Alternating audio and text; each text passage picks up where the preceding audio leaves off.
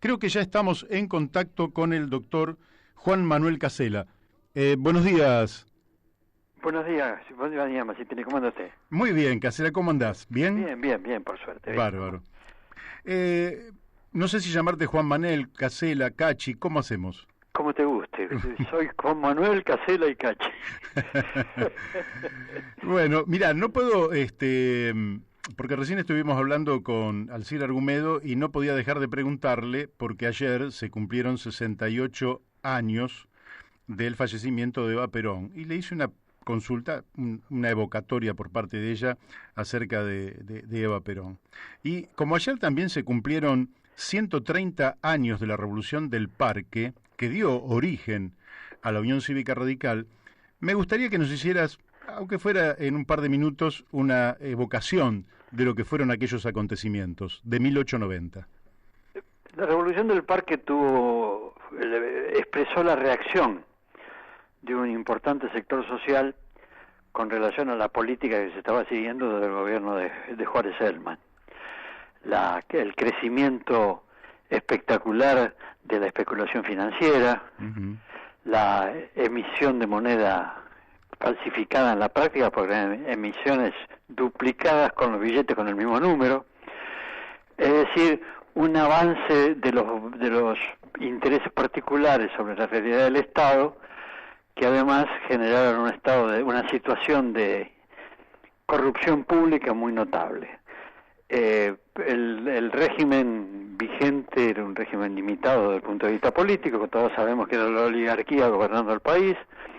El pueblo estaba ausente de la decisión política y por lo tanto se produjo una reacción que tenía contenido político, contenido institucional y contenido moral. Esa revolución no fue homogénea en sus componentes. Coincidieron en el hecho revolucionario sectores de distinto pensamiento. Alem fue la figura simbólica de la revolución, fue el jefe de la revolución desde el punto de vista de su organización interna, pero representó una vertiente política que no coincidió con otros hombres y mujeres que provenían, por ejemplo, del pensamiento católico, que estaba enfrentado con el gobierno en ese momento por la tendencia a la laicización de la educación y la creación de los registros civiles que determinaron un retroceso del poder de la Iglesia.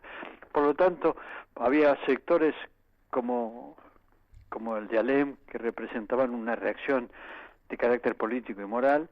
Había sectores católicos que estaban enfrentando una transformación cultural que era necesaria, ley cultural y legal que era necesaria, y había detrás de todo eso la mano muy habilidosa y muy discreta de Julio Argentino Roca, cuñado del presidente, que estaba enfrentado con él y buscaba la manera de deteriorar la figura de Juárez Celman. De manera que todo esto se daba junto. También un protagonista de esa revolución desde afuera del país fue Bartolomé Mitre, que también representaba otra vertiente del pensamiento político argentino.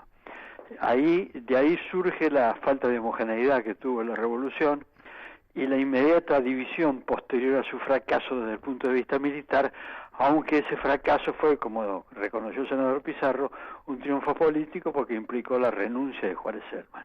Claro, así es. Agrego un datito más. Daniel de Abrantes te habla, Casela. Sí, adelante.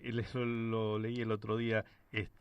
Participó de esas jornadas como médico en la Plaza Lavalle, Juan B. Justo, atendiendo. Efectivamente, Juan B. Justo fue uno de los revolucionarios y después sería el fundador del Partido Socialista Argentino, ¿no es cierto? Así es. De manera que ahí eso también expresa el carácter la presencia en la revolución de sectores de distintos pensamientos.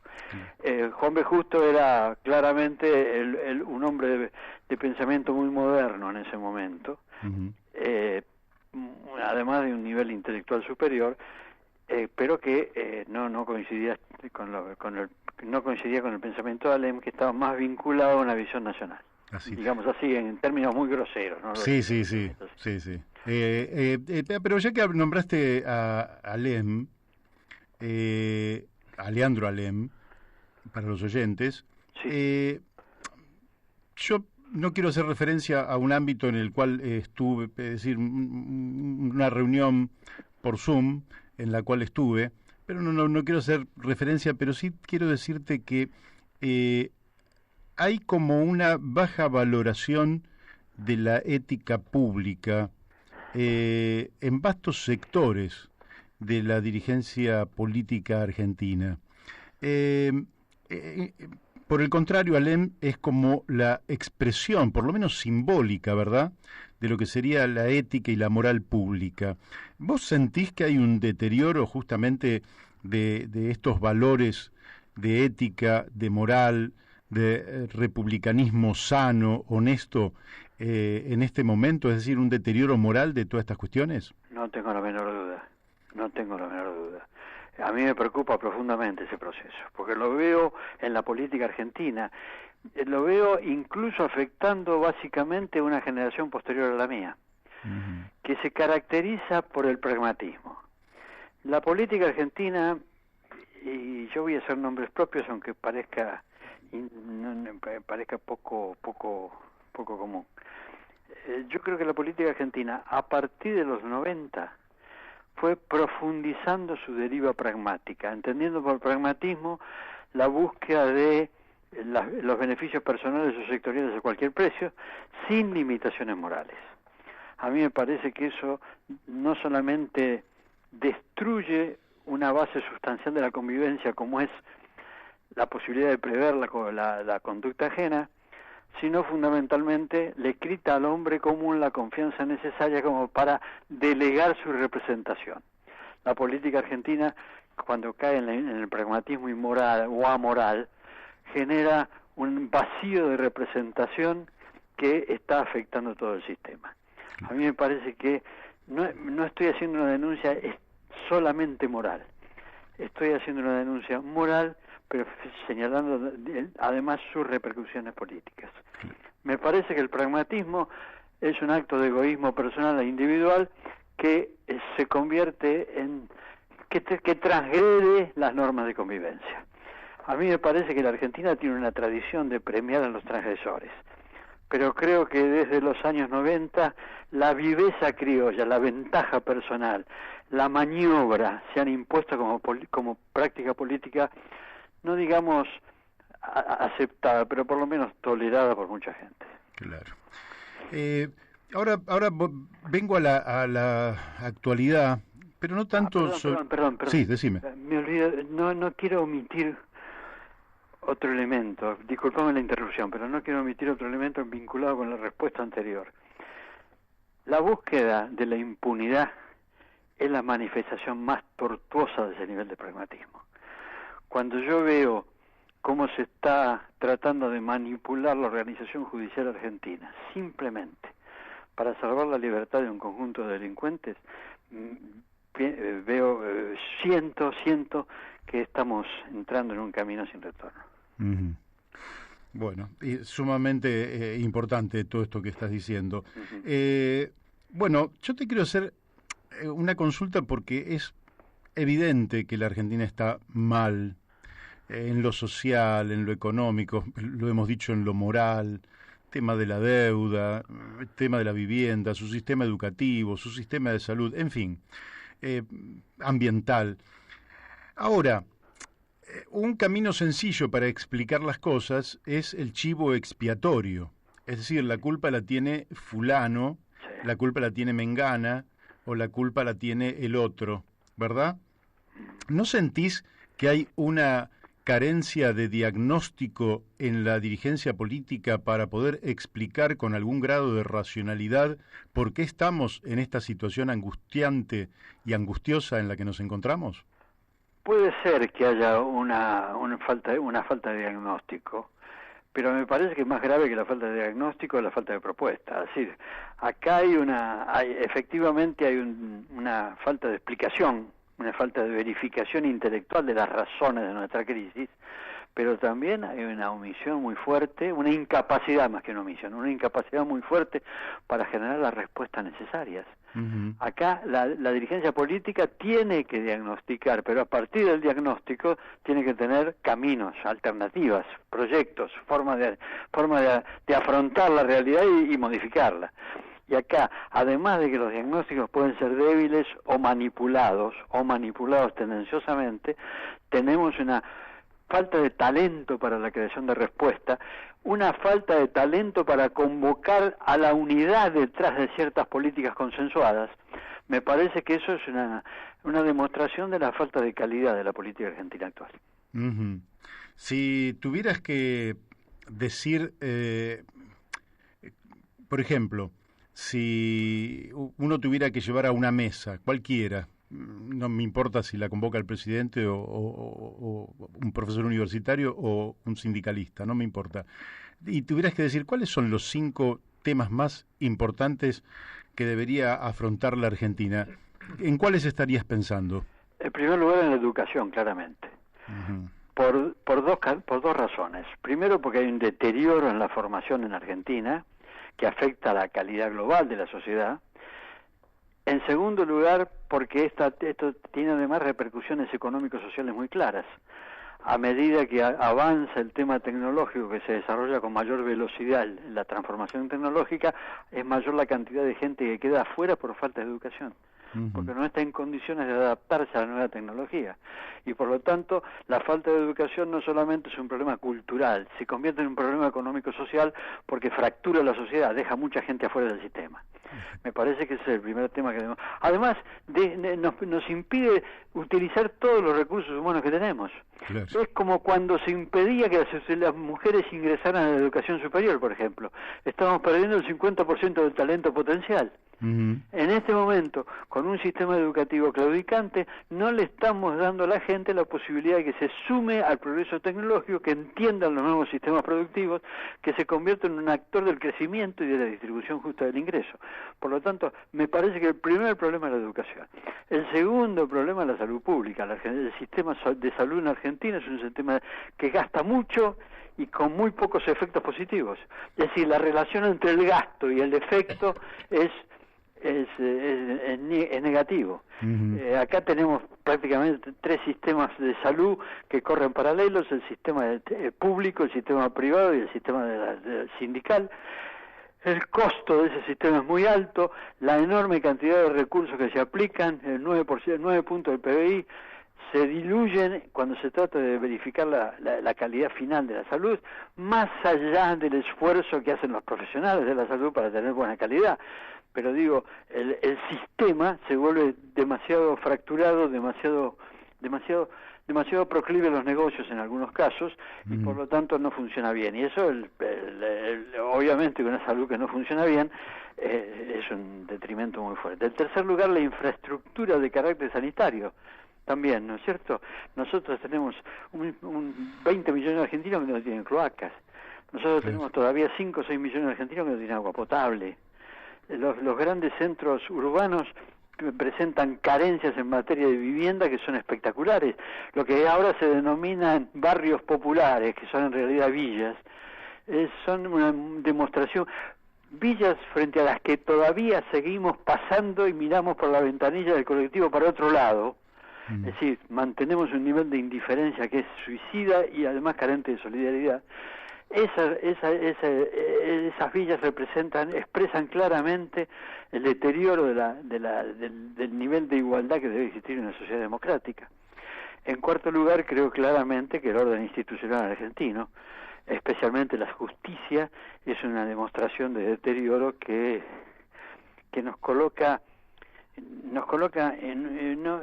que evidencia nuestro proceso de decadencia de los últimos años. Claro, sí. Te quería hacer una consulta. Vos sabés que yo tuve la posibilidad de participar allá en el año, a principio de la década del 80, de las juventudes políticas argentinas y de todo el proceso, digamos, que terminó alumbrando la democracia, y yo sentía en ese momento que quienes militábamos en las distintas organizaciones juveniles, nos reuníamos en torno a un objetivo común que era recuperar la democracia para la Argentina y más allá de los perfiles, los distintos perfiles que pudiera haber, nos sentíamos que estábamos en un mismo barco, ¿no? Creo que además el gobierno de Alfonsín cumplió ese rol histórico que le asignó el pueblo de afianzar la democracia en la Argentina. Ahora, tengo la sensación que ese momento no volvió más a la política argentina. Hoy estamos en un país que no tiene rumbo, ¿sí?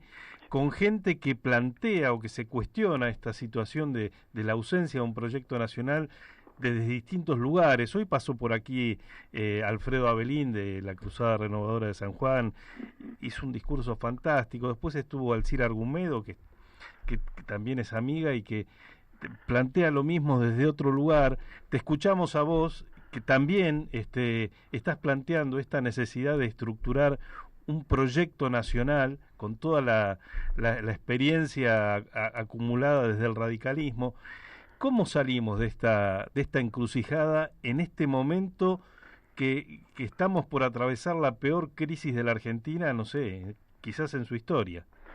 Bueno, en primer lugar, efectivamente yo también percibo que lo que todos nosotros vivimos en los años 80, desde el punto de vista del optimismo frente al proceso que estamos desarrollando, frente al objetivo de reconstruir la sociedad argentina, hoy ese entusiasmo, esa vibración, ese espíritu conjunto que vivimos en los 80 ha desaparecido. Creo que debemos rescatar algunos efectos, ¿no es cierto? Por ejemplo, la Argentina logró liberarse de la tutela militar. Uh-huh. Y logró liberarse de la tutela militar por vía de la ley y del Estado de Derecho. ¿Está claro? Sí. Me parece que eso es un mérito adicional. Nosotros no solamente terminamos con el proceso de militarización de la Argentina, sino que además lo hicimos dentro del marco jurídico legal. Eso me parece que es un salto de calidad importante. Pero digo, tal vez haya una razón que pueda, no digo justificar, pero digo explicar este proceso. Era más fácil luchar contra los militares. El enemigo estaba muy bien identificado y el costo de ese combate fue de una dimensión extraordinaria, lo que requirió incluso actitudes heroicas en algún momento. Hoy no tenemos ese enemigo enfrente, tenemos un enemigo más escondido, más malsano, que es la pobreza, la desigualdad. Y para enfrentar la desigualdad y la pobreza hace falta no heroísmo, sino calidad de pensamiento y calidad de acción, de gestión. Y me parece que lo que la política argentina no tiene es eso. Por lo tanto, hay un retroceso en el entusiasmo, hay un crecimiento del pesimismo, hay un crecimiento de la sensación de frustración, hay nuevas generaciones que se han vuelto pragmáticas, como te acabo de decir hace un ratito. Me parece que efectivamente estamos mal. ¿Cómo se sale? ¿Cómo se recupera el nivel que tenemos que tener? Me parece que va a ser un imperativo de la necesidad. Si queremos seguir siendo una sociedad, si queremos tener un mínimo de convivencia civilizada, vamos a tener que buscar comunes denominadores, porque de otra manera no vamos a poder sobrevivir. Yo siempre digo que la política es el arte de organizar la convivencia, porque siempre en cada lugar, en cada nivel de actividad humana, donde hay más de una persona, hay que aplicar políticas, porque hay que convivir, hay que establecer un método de convivencia. La convivencia mayor es la convivencia de la República, digamos, del total de la organización social. Uh-huh. Y en este momento la República corre riesgo porque porque tenemos dificultades para convivir, y las dificultades son de una doble naturaleza. Hay dificultades políticas concretas porque hay gente que interpreta la política como un combate cuyo objetivo no es la convivencia sino la destrucción del enemigo, de ahí viene el tema de la grieta. Y en segundo lugar, tenemos una sociedad fracturada donde algunos estamos dentro del sistema y otros están quedando fuera del sistema. Por lo tanto, por una vía o por la otra, la convivencia se vuelve imposible. Cuando tenemos conciencia de que no podemos convivir, vamos a tener que hacer el mayor esfuerzo para recuperar la posibilidad de convivencia. Yo creo que los hechos se imponen por su necesidad en este caso. Claro. Te quiero preguntar también ahora un poquito más de la política concreta. Hoy el sistema político evidentemente ha fallado por muchos lados. ¿Sentís que son dos preguntas, ¿sentís que hay que crear algo nuevo? Es decir, que hay un vacío como para que se genere una experiencia, un agrupamiento, un conglomerado, una reunión de fuerzas a cubrir un vacío? Puede ser que sí o puede ser que me digas que no, pero va la segunda pregunta. La Unión Cívica Radical, que es un partido histórico, en fin, de un desarrollo territorial muy significativo, hoy aparece tributando a un conglomerado que realmente, no sé cómo llamarlo, porque quiero ser educado, pero es penoso en algún sentido. Y quien preside la Unión Cívica Radical ha tenido una expresión que a nosotros nos ha impactado muy duramente, aunque quizás otros no le hayan dado importancia, que es la posibilidad de que Mendoza se transforme en un país independiente, lo cual lo hace contradictorio con el carácter nacional del partido que preside y también con el carácter nacional de la diputación que ejerce. Entonces van las dos preguntas: si crees que puede haber un espacio para la creación de algo nuevo, y en todo caso, ¿qué rol debería cumplir la Unión Cívica Radical en un escenario post-pandemia? En primer lugar, yo creo que más que crear algo nuevo en el sentido de construir una nueva fuerza política, me parece que lo que hay que construir es un nuevo comportamiento de la política existente, una nueva forma de afrontar la realidad. Me parece que acá, digamos que el esquema político está más o menos se puede... existe un esquema político. Lo que no existe es un funcionamiento de la política. No existe una gestión política, una acción política que tienda a modificar la realidad que estamos viviendo, esta realidad de decadencia y retroceso. A mí me parece que más que crear una nueva fuerza hay que crear una nueva actitud, un nuevo comportamiento. Y me parece que en ese nuevo comportamiento tienen que coincidir todos los que podamos coincidir. La mayor parte, cuanto más seamos los que podamos coincidir, mejor va a ser para todos, porque va a ser un avance en favor de ese nuevo comportamiento. Con relación a la participación del radicalismo en esta coalición que integra. Bueno, ustedes saben que, Masitelli, vos sabés perfectamente que yo soy un opositor interno. Sí, sí. De manera que estuve enfrentando esa decisión desde Gualeguaychú en adelante. Y sigo teniendo el mismo criterio. Con una variante que quiero expresar con toda claridad. El gobierno de Macri no fue una coalición, fue un gobierno del PRO. El radicalismo participó en la coalición desde el punto de vista electoral y en algún momento desde el punto de vista parlamentario, pero nunca participó del sistema de toma de decisiones en el Ejecutivo.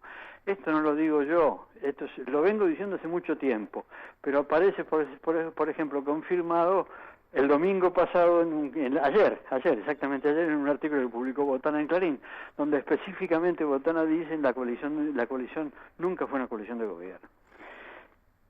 Ese hecho no debe sonar como una excusa de mi parte, porque el fracaso del gobierno de Macri es culpa principal de Macri y del PRO, pero también de la dirigencia radical, que aceptó ese papel pasivo. No sé si está claro. Sí.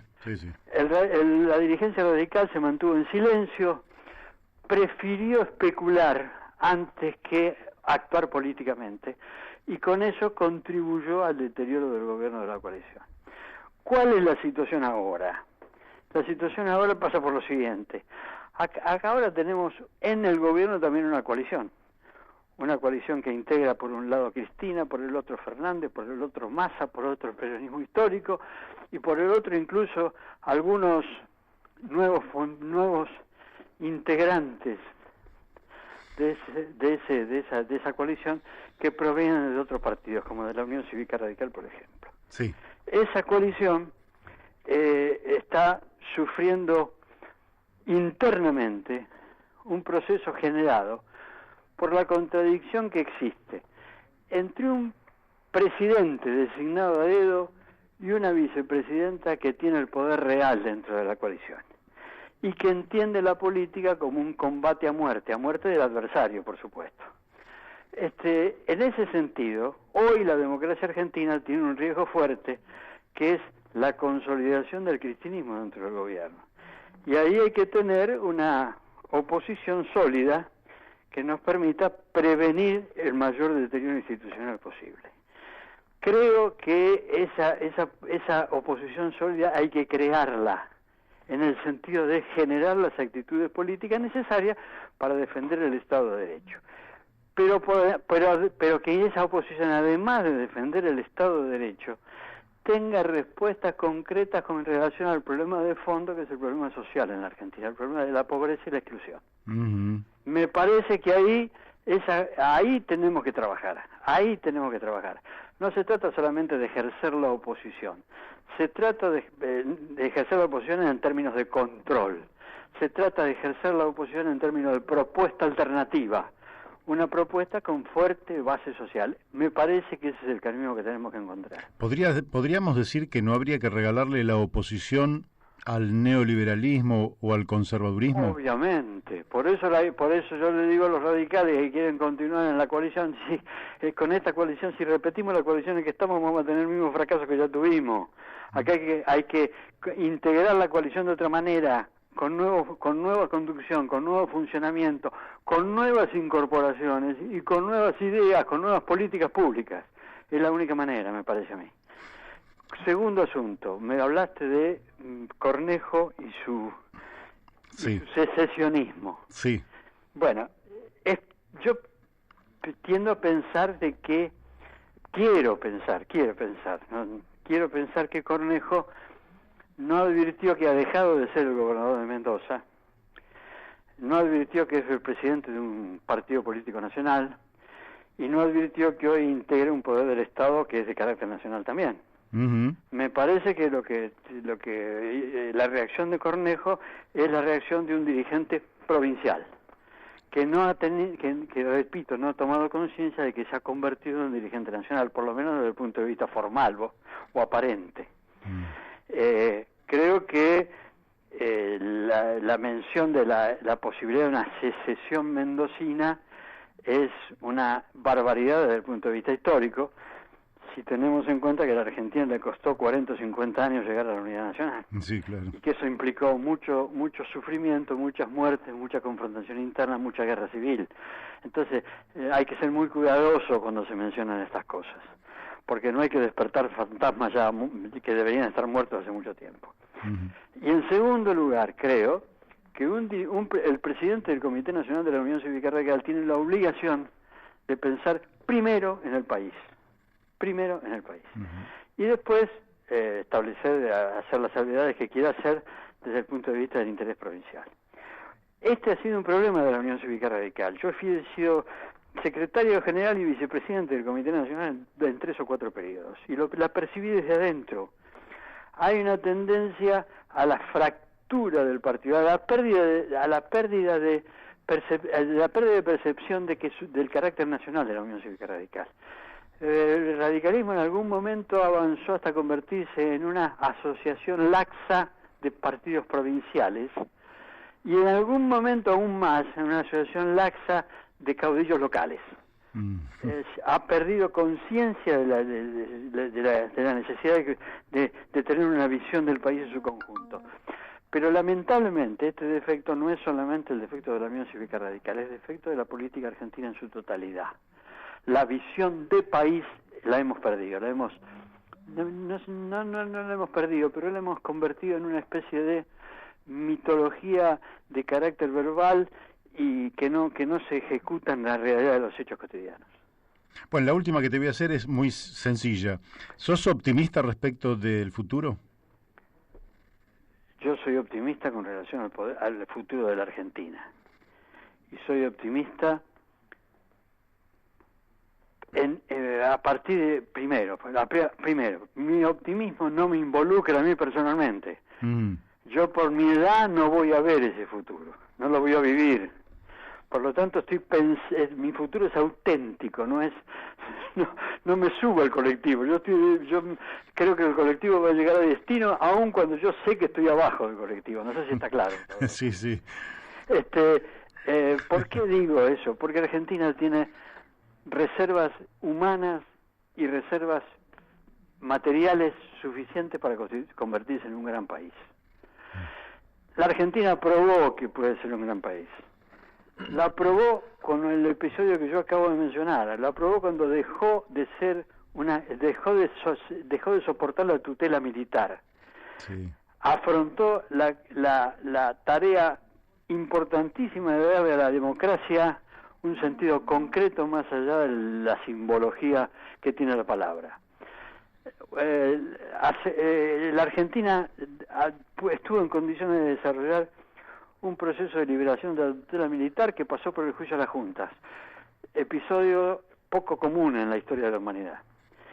Sí. Si tuvimos esa posibilidad de salir de la tragedia de esa manera, tenemos que tener la posibilidad de salir de la pobreza con el mismo vigor y con el mismo carácter heroico. Muy bien. Bueno, Juan Manuel Casella, te agradecemos muchísimo esta participación aquí en La Brújula. Te mando un abrazo a vos y a tus colaboradores. A disposición siempre. Muchísimas gracias. Chau, chau. Chau.